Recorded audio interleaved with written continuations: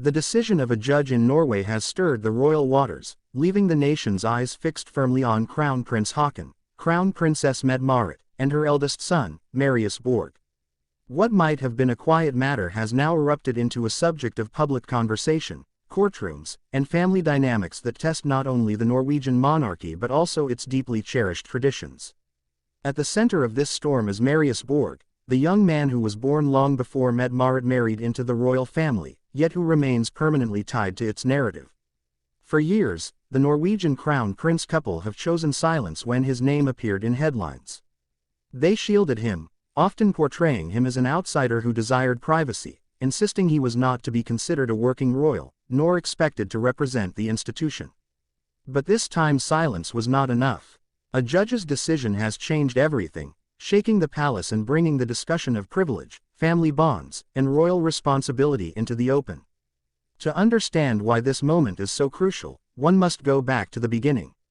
When Crown Princess Mette-Marit met and married Crown Prince Haakon in 2001, she did not come into the marriage with the spotless reputation that other future queens may have carried.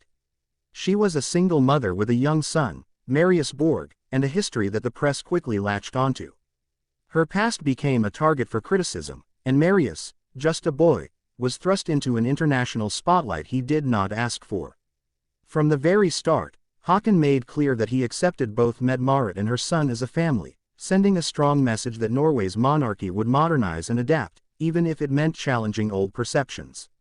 But while the couple married with public blessings, Marius was never given a royal title.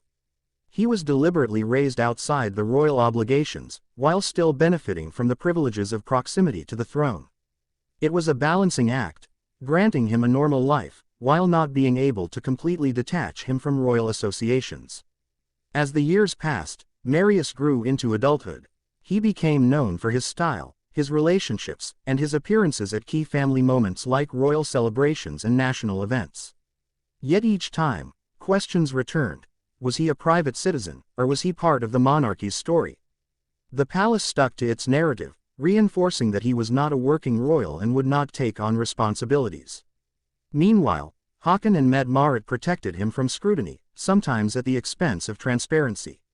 But the recent court ruling has made that protective silence impossible. The judge's decision, though details are closely guarded by Norway's legal system, reportedly touches on matters that blur the line between Marius's private status and his public identity as the Crown Princess's son. For Crown Prince Haakon, who has spent years shaping his image as a modern, balanced heir who listens to the people, this development is uncomfortable.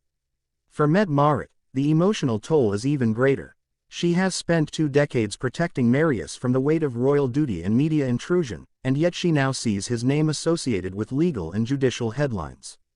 The court's intervention unsettles not just the young man himself but also the entire royal family, raising questions about influence, privilege, and justice. In Norway, the monarchy is cherished for its modesty. Unlike other European royal families, the Norwegian royals walk through streets casually, interact with ordinary citizens, and maintain an image of accessibility. Haakon and Mette-Marit have built their popularity on this. They are seen cycling with their children, walking at public events without excessive grandeur, and engaging in open conversations with citizens. But beneath this modest image lies a constant pressure to balance their families' private lives with the public's demand for accountability. Now, with Marius's name in the courtroom, the cracks in that balance are showing. The people of Norway are divided. Some argue that Marius is an adult who should be treated as any other private citizen, and therefore the court's ruling should be respected as a matter of law, without royal interference. Others, however, believe that because of his ties to the crown princess, his life cannot be separated from the monarchy, and therefore, any decision involving him also reflects on the throne itself. The judge's ruling has, unintentionally, opened a national debate on whether Marius can ever truly step out of his royal shadow. For Haakon, the situation is deeply unsettling. As heir to the throne, he must remain neutral, appearing above controversy. Yet as a stepfather who raised Marius as his own, he feels compelled to protect him. The dual roles conflict, pulling him in different directions. Should he step in as a father, supporting Marius publicly, or remain silent to preserve the institution he will one day lead?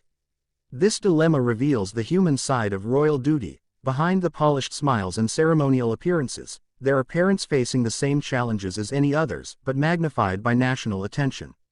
Mette-Marit's silence is telling. She has been known to show her emotions in public, unafraid to express vulnerability, but on this issue she has chosen quiet strength. Her silence is not indifference, it is strategy. She knows that speaking openly could make matters worse, fueling speculation and putting Marius further in the headlines.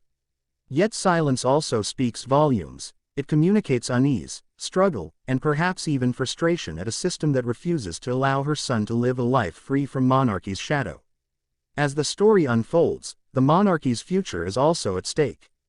The Norwegian royal family has long been admired for its unity and relatability.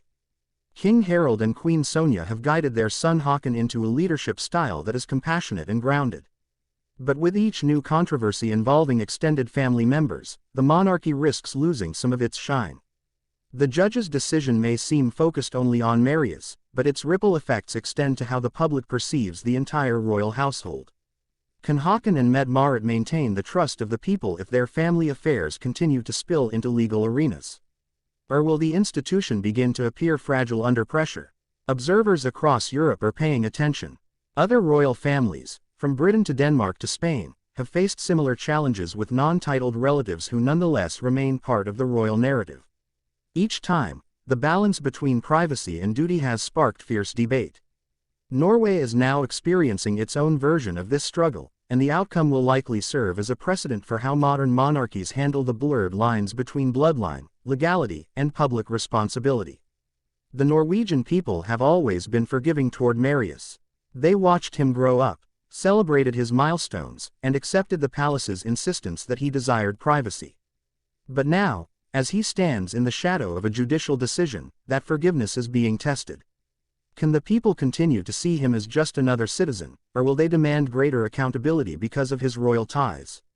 It is this tension that unsettles Prince Haakon most of all. The heir to the throne has dedicated his life to serving the Norwegian people, yet he finds himself caught in a web where the private life of his stepson collides with the public. Trust in the monarchy. The storm is far from over. What began as a courtroom decision has grown into a national discussion about justice, privilege, and the future of the monarchy itself. Haakon and Mette-Marit may wish for silence, but the public demands answers, and the press will not let go easily. Every move, every glance, every public statement will be scrutinized. Norway stands at a crossroads, watching closely as its future king and queen navigate one of the most personal yet public tests of their royal lives. The world is listening, and the story of Marius Borg is no longer just his own. It has become a mirror of the monarchy's challenges in a modern era where privacy is rare, and silence often speaks louder than words. Yet history shows us that silence within monarchies rarely lasts forever. Across Europe, there are many examples where royal families attempted to shield certain relatives from public scrutiny, only to discover that the weight of public interest made privacy impossible. In Britain, Prince Harry and Meghan Markle famously tried to retreat from their roles, but their names remained in headlines across the globe, sparking debates about duty versus personal freedom. In Denmark, Queen Margrethe's decision to remove royal titles from Prince Joachim's children ignited a firestorm that revealed just how emotionally charged questions of identity and legitimacy can be. Spain, too, has faced turbulence, with controversies surrounding former King Juan Carlos bringing the monarchy into courtrooms and public discussion in ways once thought unthinkable. Now Norway, long considered one of the more stable monarchies in Europe, finds itself navigating similar waters through the situation surrounding Marius Borg. Marius's story is particularly delicate because he was born outside the traditional royal framework. Unlike Crown Prince Haakon and Crown Princess Mette-Marit's two younger children, Princess Ingrid Alexandra and Prince Sverre Magnus, Marius was deliberately raised apart from royal obligations. He did not carry a title, nor did he appear on the official royal website as part of the monarchy's core representation. Yet despite this distance, he was always present at key family events and appeared in official photographs, reinforcing the perception that he could never truly separate himself from the institution. The judge's decision highlights this paradox. How does one legally and socially separate the son of a future queen from the crown she represents? The palace now faces a choice that could define the legacy of Haakon and Mette-Marit. If they remain silent, they risk allowing speculation to grow unchecked, potentially eroding trust in the monarchy's transparency. If they speak out, however, they risk exposing Marius to even greater public intrusion, undermining the very privacy they have fought to protect for decades. This is not just a personal challenge but a constitutional one, for the Norwegian monarchy rests on the delicate balance of public trust. Public opinion in Norway has long leaned in favor of compassion. Many admire Mette-Marit's journey, embracing her as a modern queen who overcame criticism to win the love of the nation. Many have also respected Marius's choice to live largely outside of the royal spotlight. But the court's involvement has shifted that perception. Now, ordinary citizens and commentators are asking harder questions. Should the son of the crown princess be treated exactly as any other citizen? Or does his royal connection demand an extra layer of accountability? The answer to this question may well shape how the Norwegian monarchy is seen in the decades ahead. As the debate continues, Haakon and Mette-Marit remain at the heart of it all, caught between their roles as guardians of tradition and their roles as parents. The judge's decision may have unsettled them deeply, but it also forces them to reckon with a truth all monarchs must eventually face. In the age of transparency, there is no such thing as a purely private life for those who live so close to the crown. So as the judge's ruling lingers in the air, unsettling the palace and stirring the hearts of the Norwegian people, one cannot help but wonder, can Crown Prince Haakon and Crown Princess Mette-Marit truly keep their silence forever, or will this moment force them to confront the question of where private life ends and royal duty begins? Don't forget to subscribe, like, share, and comment to stay updated on royal stories from around the world.